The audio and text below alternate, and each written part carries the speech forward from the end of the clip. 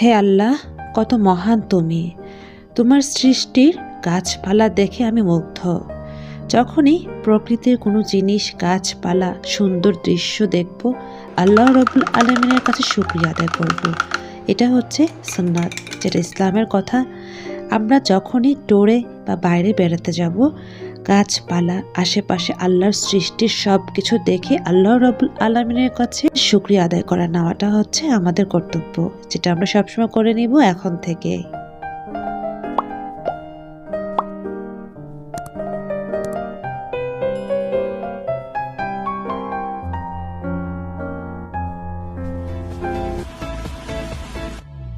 আসসালামুআলাইকুম, আমি ঐশী বলছি ঢাকা থেকে। ঐশীর সোয়ালদের নতুন আইটি ব্লগ দেখার আমন্ত্রণ জানাচ্ছি। কাছে এবং দূরে, দেশ এবং বিদেশে যে যেখান থেকে আজকের ব্লগটি দেখছেন, আশা করছি আল্লাহর রহমতে আপনারা সবাই ভালো আছেন। আমরাও আল্লাহর রহমতে ভালো আছি।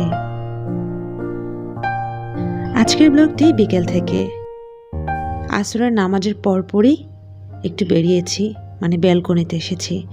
এসেই দেখছি কত সুন্দর গাছগুলি।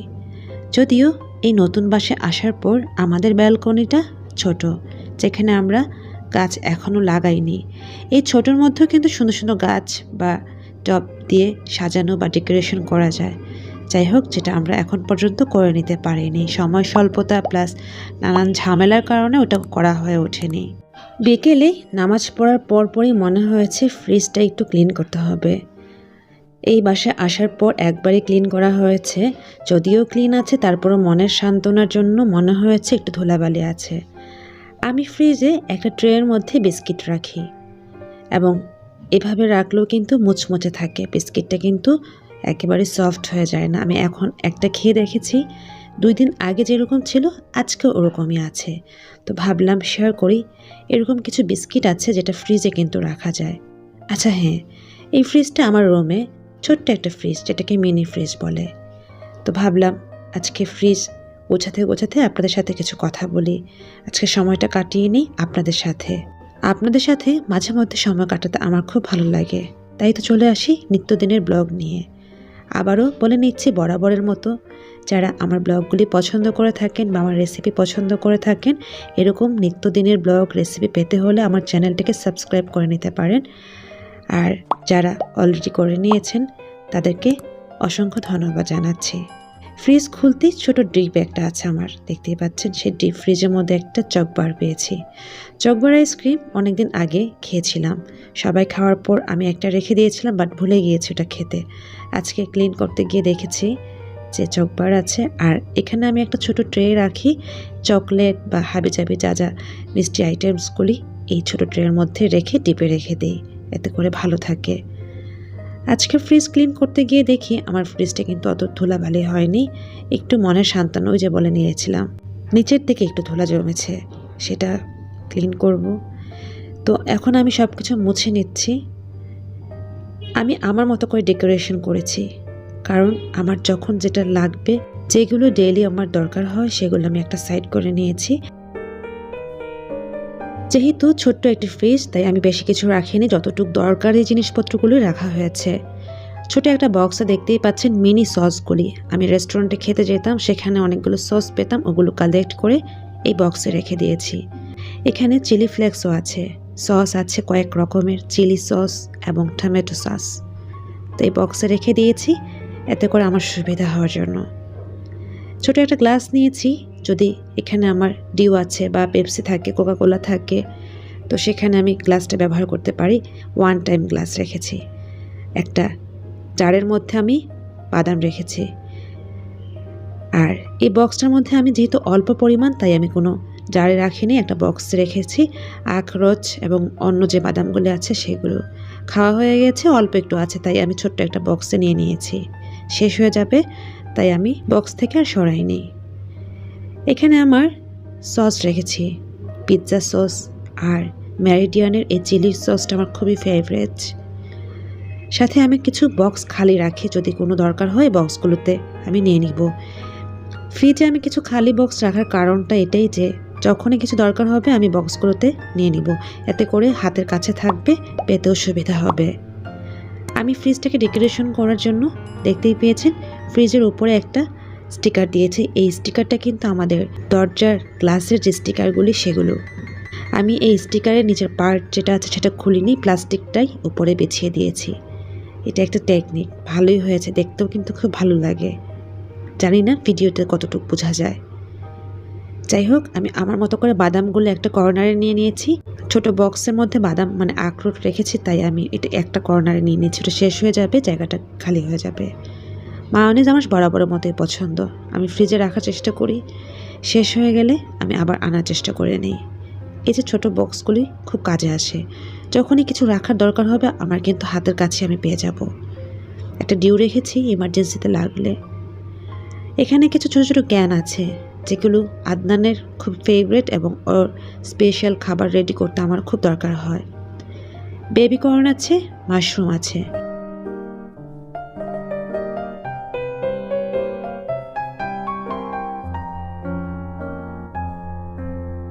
মাশরুম এবং সুইট কর্ন এটা রিসেন্টলি বানানো ট্রাই করব আর রেসিপি শেয়ার করব।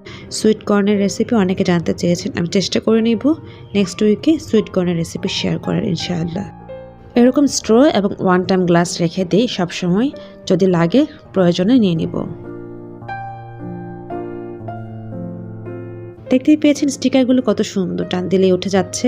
বাট আমি যদি একেবারে ফিক্সড করতে চাই সেটাও কিন্তু করা যাবে, বাট আমি করিনি। আমি জাস্ট প্লাস্টিক সহ রেখে দিয়েছি, এতে করে নিচের ধুলাবালি আমি টেনে নিয়েও মুছে ফেলতে পারছি। এই জায়গাটা একটু ধুলাবালি হয়েছে যেহেতু ফ্লোরের সাইডে, আর স্বাভাবিক আমাদের ঢাকা শহর বা বাংলাদেশ অনেক ধুলাবালি পড়বেই, এটা নর্মাল কথা। যতই আমরা ক্লিন রাখি না কেন, রেগুলার আমাদের যে কোনো জায়গায় ধুলাবালি এসে ভরে যায়, যেটা আমরা সকালে ঘুম থেকে উঠে দেখতে পাই। জানি না, আমি দেখতে পাই।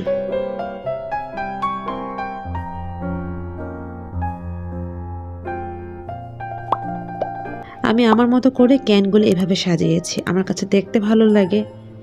যাই হোক,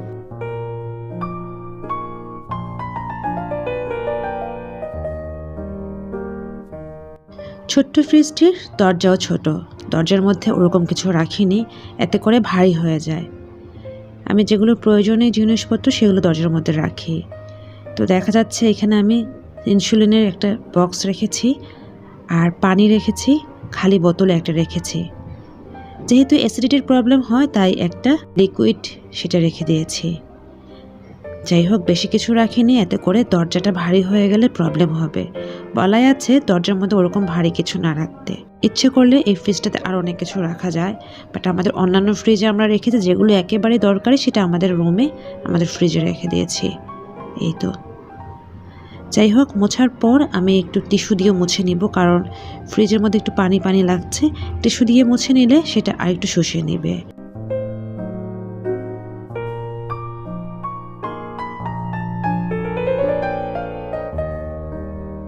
আজকের ব্লগে আমি চেষ্টা করেছি আমার রুমের ছোট্ট ফ্রিজটি কিভাবে আমি গুছিয়ে নিব।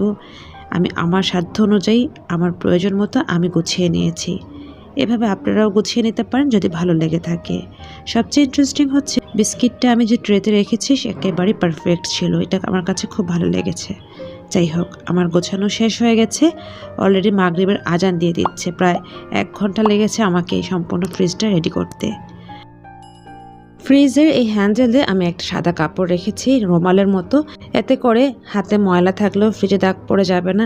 তাছাড়া এই রুমালটা দিয়ে এই ফ্রিজের উপরের পার্টগুলো আমি মুছে নিতে পারি, নিয়ে ভাঁজ করে আবার রেখে দিই। একটা প্লেস মনে হয় যেটা খুবই দরকারি প্লেস। তো যাই হোক, সন্ধ্যা হয়েছে, নামাজ পড়েই চা খেতে হবে। বাবা মা নামাজ পড়া শেষ হয়নি, আমি চাটা বসিয়ে দিয়েছি। ফার্স্টে বাবা এবং মাকে চা দিব। আমরা বাঙালি, আমাদের যেন চা ছাড়া হয় না, সকালে একবার এবং সন্ধ্যায় একবার চা খেতেই হয়। যাই হোক, চায়ের সাথে আজকে কোনো নাস্তা বানানো হয়নি, আমি বিস্কিট দিয়ে চা দিচ্ছি।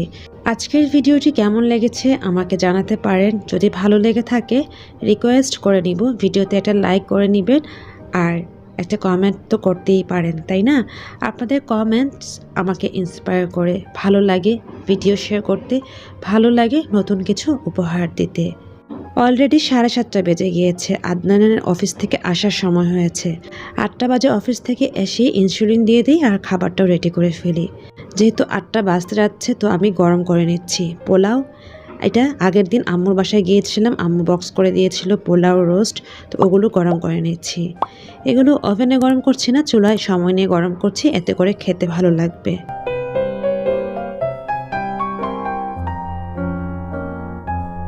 আর এখানে 3 টুকরো রোস্ট আছে।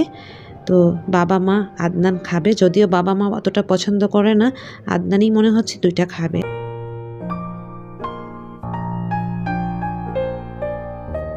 তো আমি এগুলি রেডি করে নিচ্ছি, আদনান অফিস থেকে চলে আসার সময় হয়ে গিয়েছে। রাতের ডিনার আমাদের এটাই ছিল, সাথে গরুর মাংস ছিল। গরুর মাংসটার মধ্যে আছে খাওয়ার আগে গরম করা হবে, তা না হলে জমে থাকে। সব সময় গরুর মাংস গরম গরম খেতেই ভালো লাগে। ভাত রেডি করে নিয়েছে, যারা পোলাও খাবে না তারা ভাত খাওয়া ট্রাই করে নেবে। যাই হোক, আদনান চলে আসছে, আমার এদিকে সব কিছু গরম হয়ে গিয়েছে। আমি আদনানকে ইনসুলিন দিয়ে এসে খাবারটা সার্ভ করে নিচ্ছি।